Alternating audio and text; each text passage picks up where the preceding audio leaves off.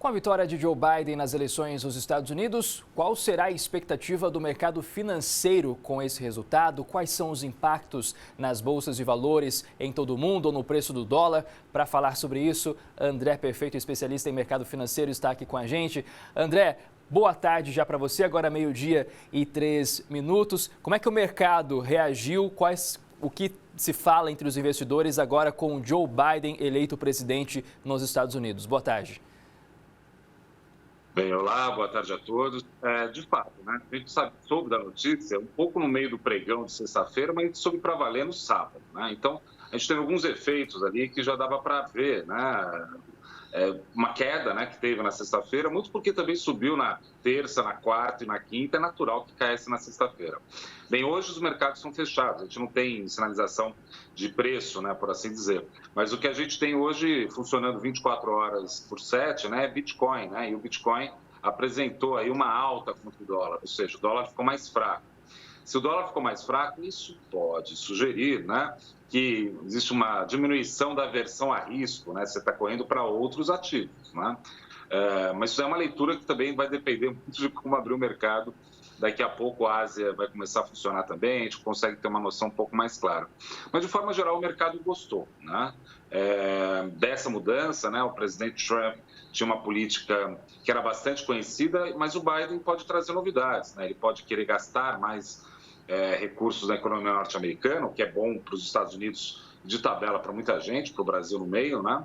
E também existe uma leitura que o Biden pode ser melhor para o mundo emergente, na medida que ele pode ser mais cordial com a China. Sendo mais cordial com a China, isso é bom para a economia chinesa, o que pode fazer commodity subir, e para o Brasil isso é fundamental. Mas tem muita coisa ainda para acontecer, não sei se vai ser tão automática essa relação. Pois é. Tem setores que podem ser mais ou menos beneficiados com o Biden no poder? Olha, um deles é de commodities, né, que eu já coloquei aí fortemente, né? Mas tem outras questões que a gente pode ver, né? Empresas ligadas à tecnologia, empresas ligadas a esse mundo verde, por assim dizer, isso daí, sem dúvida nenhuma, traz um benefício, né, para a economia mundial e para a economia brasileira também, né? Não tem nem como pensar de outra forma. Então, isso tudo em conjunto cria aí esses setores. Mas sabe quem tem que tomar cuidado ainda, né? A gente tem essa leitura que ele vai gastar mais, né? O Biden, né? Só que para isso acontecer, ele precisa ter controle do Senado, né? Da Câmara, fatalmente, ele vai conseguir o controle. Mas no Senado, até agora, a eleição está dando que os republicanos vão ficar com o controle do Senado. Então, assim, tem muita questão para discutir ainda.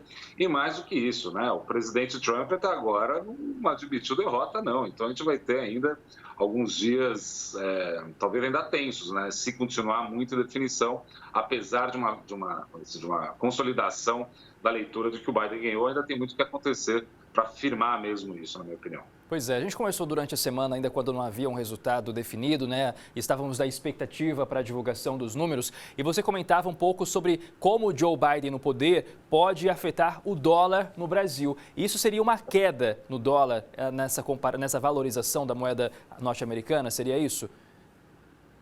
Isso, né? A gente deve ter uma situação, na minha opinião, onde você deve ter um enfraquecimento do dólar porque diminuiu a percepção de risco. Se diminuir a percepção de risco, porque as coisas estão mais ou menos encaixadas, né? Isso implica dizer, entre outras coisas, que você pode ir para moedas emergentes e aí o real se aprecia. Só que a gente tem que tomar cuidado do seguinte, na sexta-feira, em particular, a gente teve uma fala de um dos diretores do Banco Central que apontou que talvez o Banco Central ia intervir mais no mercado de câmbio. Aí o dólar caiu fortemente, né, na sexta-feira. O Banco Central correu para dizer que não é bem isso, que eles vão manter o câmbio flutuando normalmente. Então, talvez na segunda-feira, né, quando abrir o mercado amanhã, o dólar até suba, meio que tentando contrabalançar essa notícia, esse ruído que teve na sexta-feira. Mas, de forma geral, o dólar tende a ficar mais fraco, né, com uma diminuição da aversão a risco. Só que, assim, eu também sugiro de novo cautela. Né? O Biden, né, ele acaba trazendo uma notícia um pouco ruim para o Brasil, na medida que, ruim no sentido de que o presidente Bolsonaro é muito alinhado ao Trump. Né? Vamos ver como vai ser essa nova relação e como o presidente Bolsonaro vai reagir a isso. Né? O presidente Bolsonaro foi a maioria dos líderes mundiais já congratularam o Joe Biden e o Bolsonaro, de forma prudente e coerente, por sinal, né, em relação à visão dele, né, até agora não falou nada com o Biden. Então, vamos ver como vai ser essa relação dos dois governos. Eu acho que vai ser cordial, mas ainda a ver, né? André, rapidamente para a gente encerrar, qual deve ser a perspectiva, a expectativa para essa semana que começa em relação ao mercado financeiro? Quais notícias podem impactar aí as ações? Enfim, qual é a sua notícia, a sua mensagem para o investidor?